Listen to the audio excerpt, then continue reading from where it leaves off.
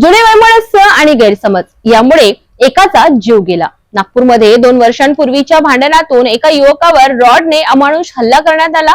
या हल्ल्यात जखमी युवकाचा उपचारादरम्यान मृत्यू झाला असून आरोपीस पोलिसांनी अटक केली आहे। बुधवारी रात्रीच्या सुमारास घडलेल्या या घटनेत मयत आणि आरोपी हे एकेकाळी चांगले मित्र होते।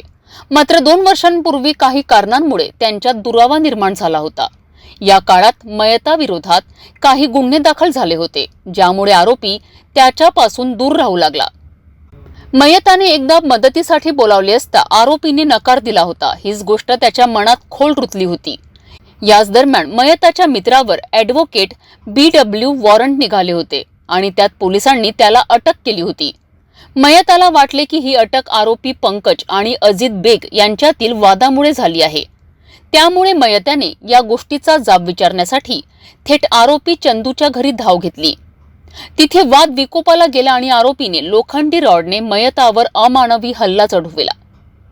गंभीर जखमी अवस्थेत मयताला रुग्णालयात दाखल करण्यात आले, मात्र उपचारादरम्यान त्याचा मृत्यू झाला।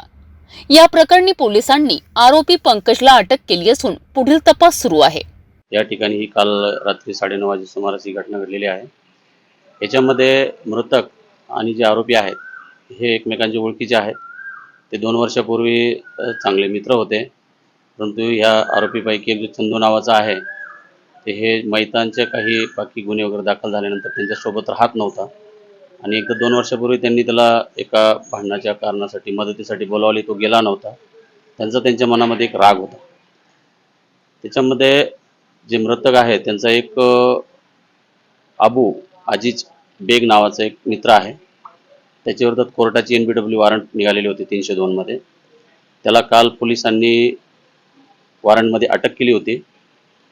त्या अजीज बेगचे आणि पंकज जो आरोपी आहे याच्यासोबत 1-2 दिवसापूर्वी वाद झाला होता आणि त्यांनी पोलिसांना दिलेल्या तक्रारीवरूनच त्याला अटक करण्यात आलेली आहे असा येथील जे मयत आहे यांचा गैरसमज झालेला होता आणि हा जाब विचारण्यासाठी ते आरोपीच्या घरी गेले होते आणि त्या ठिकाणी त्यांना शिवीगाळ केली। त्यावेळेस याच्यातील जो आरोपी आहे चंदू यांनी त्याच्या हातात त्या घरातील रॉडने त्यांच्या डोक्यावर मारहाण करून गंभीर जखमी केले। त्याच्यामध्ये ते दोघेही मयत झालेले।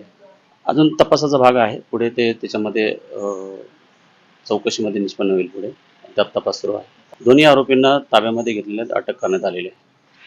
त्यामध्ये जे मयत आहे त्यांच्यावरती एक 307च्या गुन्ह्यामध्ये ते दोघेही सहआरोपी होते। त्यानंतर जो सागर मसराम आहे त्याच्यावरती एक 324चा सुद्धा गुन्हा दाखल आहे। जुने वैमनस्य आणि गैरसमजाचा हा मृत्यूतून संपलेला गुन्हा पुन्हा एकदा आपल्याला सांगतो की संवादाऐवजी हिंसाचार निवडल्यास परिणिती किती भयंकर असू शकते।